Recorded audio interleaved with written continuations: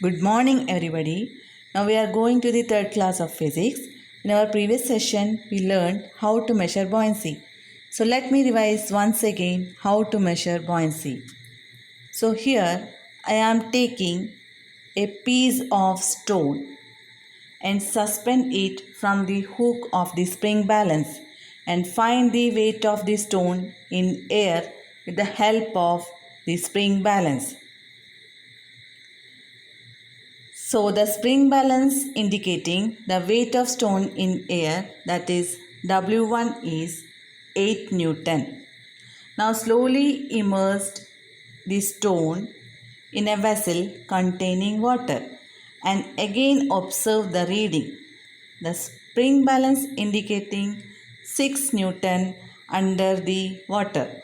So from this it is clear that the weight of stone in water is less as compared to the weight of stone in air.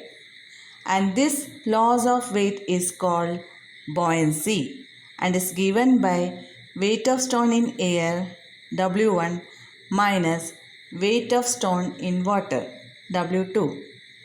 Now weight of stone in air, that is W1, is 8 Newton and the weight of stone in water, that is W2, is 6 Newton.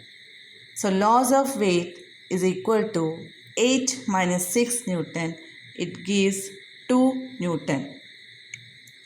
Hence, we conclude that the buoyancy experienced by a substance immersed in a fluid is the loss of weight of the substance in that fluid.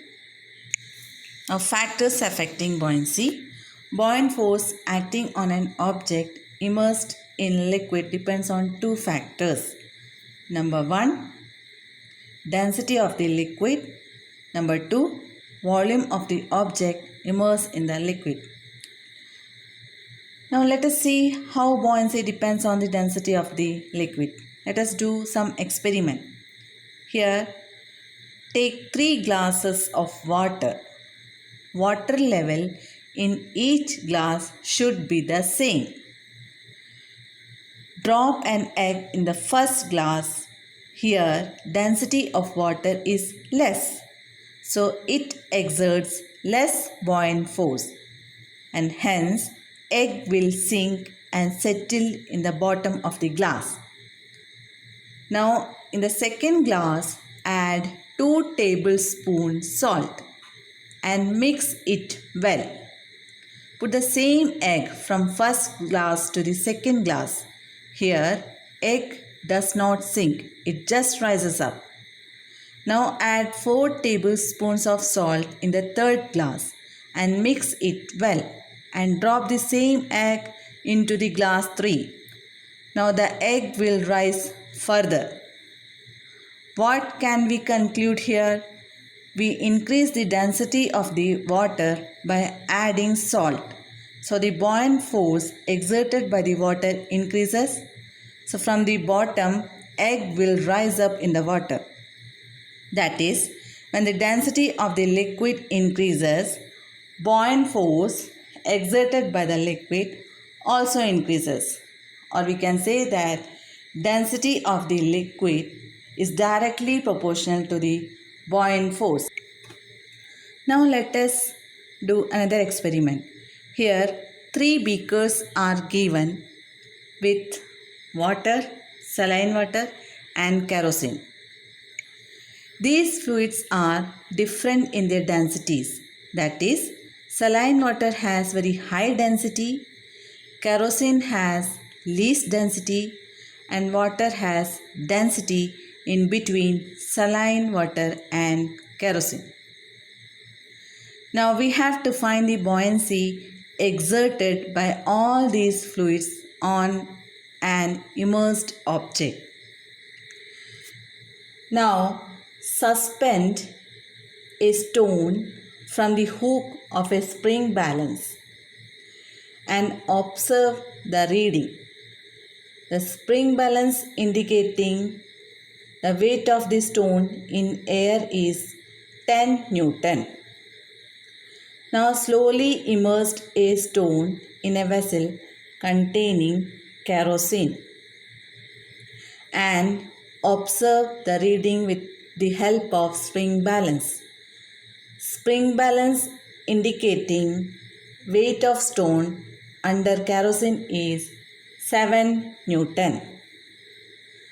So the laws of weight of stone or buoyancy is weight of stone in air minus weight of stone in kerosene. That is 10 minus 7 is equal to 3 Newton. Next, immerse a stone under water and again observe the reading with the help of spring balance. Spring balance indicating 6 Newton. So the laws of weight of stone or buoyancy is 10 minus 6, which is equal to 4 Newton. Now next, immerse a stone under saline water and again observe the reading. Spring balance indicating 5 Newton, that is weight of stone under saline water is 5 Newton. So the laws of weight of stone or buoyancy under saline water is 10 Newton minus 5 Newton is equal to 5 Newton. So from this it is clear that buoyancy is greater in saline water and least in kerosene water and least in kerosene. Hence, we can conclude that buoyant force depends on the density of the liquid. Now there is another factor on which buoyancy force depends, that is volume of an object immersed in the liquid. Let us do an experiment. Now I am taking two blocks of different materials, that is an iron block and a copper block, and both have same weight but their volumes are not same. Now we have to find the buoyancy of copper block by finding its weight in air and its weight in water, and then subtracting these two values we get the buoyancy force on copper block. Similarly, we have to find the buoyancy of iron block. To find buoyancy, we have to take its weight in air and its weight in water. Then subtracting these two values, we get buoyancy force on iron block. The buoyancy force exerted by the liquid on iron block is greater than the buoyancy exerted by the liquid on copper block. Why?